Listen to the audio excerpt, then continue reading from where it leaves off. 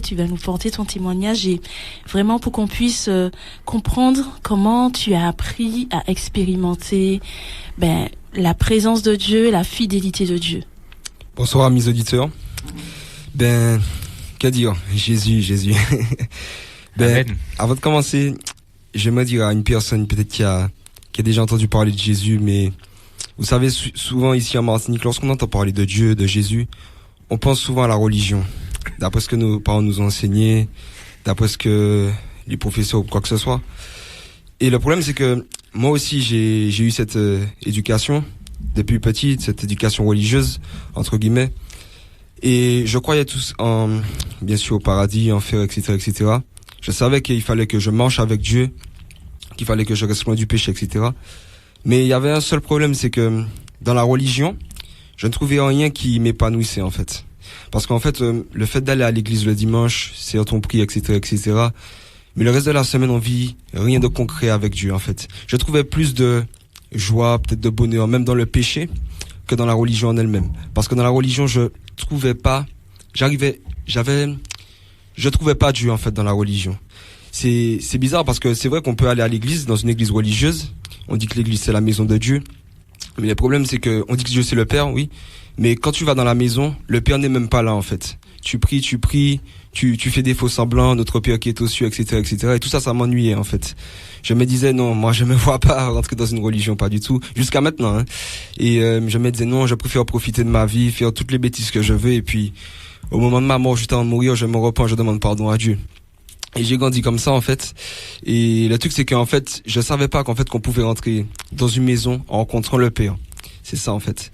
Et pour toi qui m'écoutes, toi qui est peut-être réticent à tout ce qui tourne autour de Dieu, toi qui peut-être a été déçu peut-être de la religion, je vais te raconter une expérience qui a changé ma vie. Franchement, parce que, tu vois, vous voyez, je me voyais même pas, en fait, témoigner un jour de ça, parler de Dieu comme ça, surtout dans ma jeunesse. Mais c'est qu'il y a un jour, j'ai rencontré un Dieu qui a bouleversé ma vie. Alors, tout a commencé quand j'étais tout petit. Comme je vous ai dit, on m'a inculqué des valeurs chrétiennes, entre guillemets. Et je croyais en Dieu. J'étais quelqu'un de sage. Un jeune homme sage, sans problème et tout. Le seul truc, c'est que j'avais des moments de forte colère. De forte colère qui me prenaient. Et quand on va dire que quand ça chauffait, je devenais comme un animal, en fait. Et mais c'est resté secret, je gardais ça pour moi. Et j'ai grandi avec cette colère, avec cette haine, entre guillemets. Et à l'âge de mes 13 ans, à l'adolescence, j'ai commencé à avoir eu des fréquentations, des mauvaises fréquentations, on va dire. Tout ce qui était la rue, la violence, tout ça, ça m'attirait. Mais merci Seigneur, je suis pas rentré en profondeur dans ces choses-là. C'est-à-dire que Dieu m'a gardé. C'est ça, en fait. Ça m'attirait et pendant ce temps-là, on me parlait de Dieu. On me disait, oui, les temps sont difficiles, les temps sont durs. Jésus va revenir, il faut que tu ailles au ciel avec lui, il faut pas que tu aies un enfer, etc. Moi, je croyais en ces choses-là. Mais comme je vous ai dit tout à l'heure, ça m'intéressait pas, en fait. Je trouvais rien dans ça qui pouvait combler mon cœur. Je trouvais aucune joie dans le fait d'obéir à Dieu, en fait. Pour moi, c'était un fardeau. C'est ça. Pour moi, aller à l'église, c'était un fardeau, etc. Et puis, à l'âge de mes 17 ans, alors que j'étais au lycée, tout d'un coup, j'ai commencé à entendre des voix dans mon esprit. C'était un peu comme de la schizophrénie pour ceux qui connaissent. Ça ressemblait à ça. Et c'était des voix de blasphème, en fait. Un blasphème, c'est quoi? C'est une injure à Dieu. Et ces voix, en fait, elles résonnaient jour et nuit. Alors, depuis le matin jusqu'au soir, sans s'arrêter, sans jamais s'arrêter. Et ça m'oppressait, en fait. Voilà pourquoi je parle de l'oppression, en fait. Ça m'oppressait à tel point que j'arrêtais de manger. J'arrêtais de parler parfois aux gens. Je m'enfermais toute une journée. Et il y avait vraiment personne pour m'aider. Et jusqu'au jour où le Dieu connaît toutes choses, il a envoyé une tante à moi qui connaissait déjà Jésus. Et elle m'a un peu expliqué qu'il y a un monde visible que l'on voit et un monde invisible aussi. Et que dans le monde invisible, il y a deux royaumes, le royaume de Dieu et le royaume de Satan. Ça, je connaissais déjà tout ça. Mais elle m'a expliqué plus en profondeur qu'il y a des personnes, bien sûr, comme vous le savez, mal intentionnées, qui font de la sorcellerie et tout, qui veulent du mal. Et j'étais un peu victime de ces choses-là. Mais sans rentrer dans les détails. Et un jour, elle m'a elle m'a fait comprendre que l'homme, il est né en fait pour être dans la présence de son créateur. C'est quand un concessionnaire, il met en vente une voiture, c'est pour un but en fait. C'est pour que la voiture puisse prendre du monde, c'est pour que la voiture puisse rouler, etc., etc.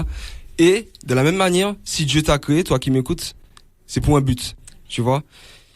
Tout créateur crée sa créature pour un but. Et le but pour lequel tu as été créé, c'est être dans la présence de Dieu. C'est ça en fait. Mais le problème, c'est que depuis des années, l'homme, il a masqué ça dans la religion. Et nous, en tant que jeunes Martiniquais, moi le premier, nous les jeunes, on trouve ça la religion ennuyeux. On préfère aller, par exemple, en soirée, on préfère faire notre vie, normalement. Parce qu'en fait, comme je le disais, dans la religion, tu peux rien trouver. Et tu vas jamais rien trouver qui va combler ton cœur. Moi, aujourd'hui, qui te parle, je suis dans aucune religion. Mais je t'exhorte juste à avoir une relation avec ton Dieu. Amen. Peut-être que tu ne crois pas en Dieu. Peut-être que tu dis, ah, c'est quoi, qu'est-ce qu'il raconte comme bêtise? Mais j'aimerais donner un exemple. Le vent, on ne le voit pas. Le vent, on ne le voit pas, mais on peut le sentir. On peut le sentir caresser notre visage, etc., etc. De la même manière, Dieu, on ne le voit pas. Mais on peut le sentir aussi. Comment? On ouvre juste le cœur à Dieu. Dieu, c'est un gentleman. Il va jamais entrer dans ta vie si tu ne l'invites pas. Exactement, Christelle. Si tu ne l'invites pas. C'est seulement si tu ouvres ton cœur qu'il va se manifester. Et c'est ça que j'ai pu faire, en fait. À l'âge de mes 17 ans, en fait, moi qui repoussais entre guillemets Dieu parce que la religion m'intéressait pas, jusqu'à maintenant d'ailleurs, j'ai pu comprendre par l'intermédiaire de ma tante que Dieu voulait une relation. Donc j'ai essayé de moi-même. Je suis pas allé à l'église, on m'a fait entrer dans aucune religion, j'ai fait mes affaires dans ma chambre. et un jour, je me souviens de ce jour-là, c'est pour parler des expériences surnaturelles, ça m'est arrivé. Alors que j'ouvre mon ordi pour mettre un chant pour Dieu, ce que j'avais jamais fait de toute ma vie, juste pour que les voix s'arrêtent, parce qu'en fait je priais seulement quand j'avais besoin en fait. Pas forcément seulement pour les voix, pour tout besoin je priais Dieu seulement quand j'avais besoin, et quand il me donnait ce que je recevais, je continuais mes bêtises en fait. Et ce jour-là en fait j'allume mon ordi pour mettre un chant pour Dieu, donc déjà je vais dire c'est quoi ce chant de nuit, je dors presque sur moi. Moi j'ai tout ce qui était louange, adoration, ça me plaisait pas, moi c'était le trap comme tous les jeunes, le dancehall, etc., etc. Et je dis bon, je vais essayer et puis on va voir ce qui se passe. Et puis, quand je commence à écouter le chant, je sens comme si j'ai envie de chanter. Donc je chante. Et puis, peut-être que vous allez me prendre pour un fou, mais ça s'est vraiment passé, Dieu est vivant. C'est comme si le ciel s'ouvre devant moi, dans ma chambre, et d'un coup, la présence de Dieu descend dans ma chambre. Jésus-Christ est venu dans ma chambre en fait, en personne. Amen. Je l'ai pas vu de mes yeux, mais comme je peux sentir la présence d'une personne, je l'ai senti. C'était tellement fort, j'avais jamais ressenti. Il aurait pu y avoir peut-être 1000 personnes autour de moi. Ce serait jamais assez fort pour autant que en fait ce que j'ai vécu en fait ce jour-là. Tellement c'était puissant. Et j'ai senti un amour, une paix, une joie qu'il n'y a pas dans ce monde. Moi, je pensais que je pensais que le bonheur de l'homme se trouvait peut-être dans l'argent. Souvent, on pense aussi que le bonheur de l'homme se trouve dans les soirées, etc., etc. Les choses matérielles. Voilà, dans les choses matérielles, etc., etc. Mais ce jour-là, en fait, j'ai vécu un bonheur si grand que j'arrive pas à décrire, en fait, jusqu'à maintenant, jusqu'à ce jour. Et c'est de là que j'ai eu le déclic. Et je me suis dit, toute ma vie, on m'a fait croire que Dieu, c'est une religion. Mais j'ai perdu du temps. Si je savais que Dieu, on pouvait le rencontrer comme on rencontre Paul, comme on rencontre Joël, Christelle, dans la rue personnellement. Si je savais que Dieu voulait une rencontre personnelle avec nous, Amen. Ma vie serait changée depuis longtemps. Et depuis ce jour, j'ai compris que Dieu veut être l'ami de l'homme. Alors encore une fois, toi qui m'écoutes, je t'invite à faire cette expérience avec Dieu. On t'a parlé de la religion, on t'a parlé des églises. Mais laisse-moi te dire que c'est l'homme qui a créé toutes ces choses-là. Dieu lui-même, il s'ennuie dans la religion. Quand il regarde les hommes qui prient Dieu, mais le cœur n'y est pas, il s'ennuie. Et ce qu'il veut, c'est avoir une expérience avec toi. Pas forcément dans ta chambre comme moi, ou ailleurs, peu importe. Il veut toucher ton cœur. Amen. Et je me suis dit, après cette expérience, je me suis dit, bon, on va me prendre pour un fou si je raconte ça. Donc je me suis tué. Pendant un moment, je retourne au lycée, c'était après les grandes vacances, et je me dis, bon, il y avait mes copains à côté de moi, je dis, bon, est-ce que je raconte ça aux gars, est-ce qu'ils vont me prendre pour un fou, un snob, un illuminé? Et puis je me dis, bon, c'était fort quand même, s'ils pouvaient savoir que c'était vrai ce que j'ai vécu, que je rigole pas en fait. Et j'ai raconté ça à quelques amis, certains ont été touchés, d'autres non. C'est normal. Il y a toujours. Ouais, voilà, chaque cœur est différent. Et Dieu connaît toutes choses, comme je disais, et c'est de là qu'en fait qu'est partie l'envie d'évangéliser. Alors, je peux faire peur à quelqu'un quand je dis évangéliser, parce qu'on pense souvent, ah, c'est quoi, évangéliste? La religion et tout. Parce qu'en fait, c'est beaucoup, et cette mentalité-là est ancrée dans le cœur des Antillais. Et, alors que, encore une fois, c'est les hommes, c'est la religion qui ont déformé, en fait, qui ont, voilé, en fait, le terme évangile. Évangile, ça veut dire quoi? En grec, ça veut dire bonne nouvelle. Et quelle bonne nouvelle? C'est que Jésus est mort pour tes péchés, toi qui m'écoutes. Amen. Il est mort, il est ressuscité aussi. En fait, il t'a tellement aimé qu'il a pas voulu que tu ailles en enfer loin de lui. Et tu sais, le péché, tout ce qui est mentir, voler, etc., on le connaît tous, nous amène en enfer. Il nous prive de 2 cadeaux. Comme je le dis souvent, le premier cadeau, c'est la vie éternelle. Dieu veut te donner la vie après ta mort. Tu sais, depuis que Adam, il a péché, l'homme devait vivre presque éternellement. Mais depuis que il a péché, l'homme meurt. Donc, et l'homme meurt de plus en plus tôt, même. Et le truc, c'est que Dieu, il veut pas te voir mourir. Donc, dans le plan qu'il a pour toi, il s'est dit non.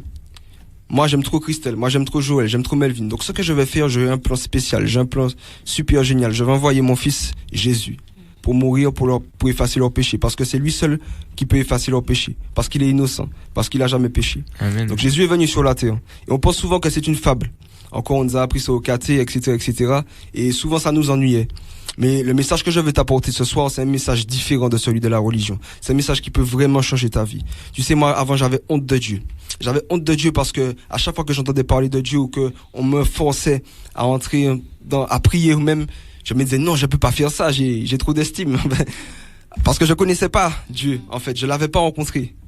Je priais, mais c'était dans le vent. Mais le jour où je l'ai rencontré, il a changé ma vie. Et comme je t'ai dit, si tu crois que Jésus est mort pour tes péchés, si tu crois qu'il est ressuscité, tu ne rentres pas, non dans une religion, mais dans une relation avec lui. Amen. Si tu t'engages avec lui d'un cœur sincère, Yes. dans une relation et pas dans une religion, il va te donner un bonheur comme moi, que rien de ce monde ne pourra jamais te donner. C'est une expérience à vivre, mon ami. Oui, je sais qu'il y a une personne qui doit écouter mon message aujourd'hui, et je prie que là où tu es, maintenant au son de ma voix, Dieu puisse te visiter, que tu puisses faire cette expérience personnelle avec Dieu qui va changer radicalement ta vie. Amen, amen. Depuis le jour où Dieu m'a visité, il a changé complètement ma vie et maintenant j'entends plus aucune voix. Il m'a libéré complètement des voix que j'entendais. Et vraiment, il a vraiment comblé mon cœur. J'ai 22 ans aujourd'hui et voilà, en fait. Amen. Dieu, c'est tout. Ton tout. C'est tout, c'est tout. Et juste pour terminer, comme je disais, oui, Jésus est mort pour toi. Et je te dis, le péché, ça te prive de la vie éternelle. Mais si tu crois en Jésus, bien sûr, tu accèdes au ciel. Tu accèdes au ciel et si tu lui donnes ta vie gratuitement, tu vas au ciel. Mais le truc, c'est qu'il veut aussi une relation avec toi. Ça, c'est le deuxième cadeau. Et comme je t'ai dit, la relation avec toi, c'est ce qui va vraiment épanouir ton cœur. Comme un poisson dans l'eau. En fait, l'homme, il est fait pour être dans la présence de Dieu. Un poisson, il est fait pour rester dans l'eau. Si le poisson sort de l'eau, il meurt. De la même manière, toi qui ne vis pas dans la présence de Dieu, tu ne meurs pas forcément physiquement, mais spirituellement, tu es mort. Pourquoi? Parce que tu ne connais pas ce qu'est la vraie vie. La vraie life, comme on dit les jeunes. La vraie best life. C'est ça, en fait. C'est ça. Et Dieu veut te donner ces 2 cadeaux-là. Mais le seul pas que tu as à faire, c'est de t'engager avec lui. De lui dire, Seigneur, me voici. Je veux m'engager avec toi.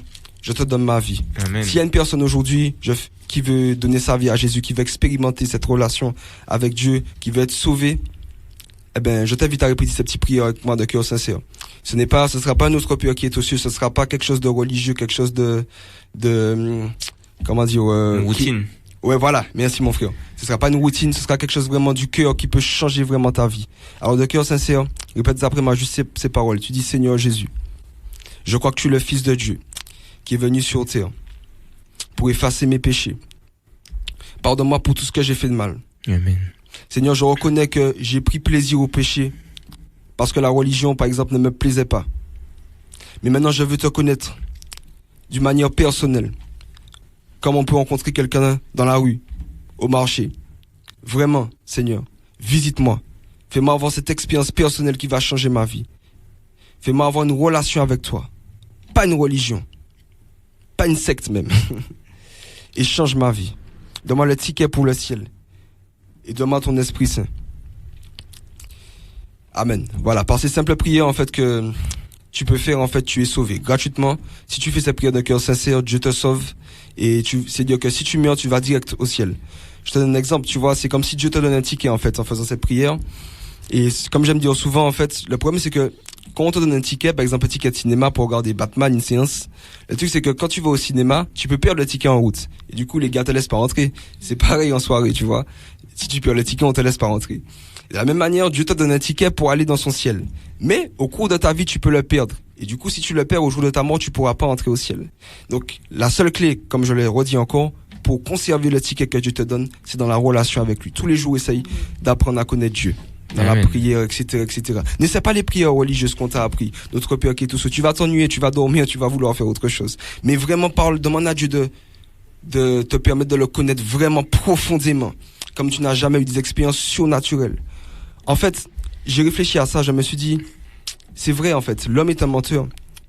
Dieu ne peut pas être un Dieu ennuyeux. Dieu ne peut pas être un Dieu de la religion. Quand je regarde la mer, quand je regarde les montagnes, quand je regarde l'espace, comment c'est si beau, comment c'est si impressionnant, je me suis dit, si c'est Dieu qui a fait ça, mais non, ça doit être quelqu'un de formidable, d'extraordinaire. Ça peut pas être un Dieu ennuyeux qu'on m'a appris dans la religion, dans les églises religieuses, etc., où tu t'ennuies, quand le culte commence, tu te dis, bon, qu'est-ce que ça m'a fait là? Oui, j'ai envie de partir.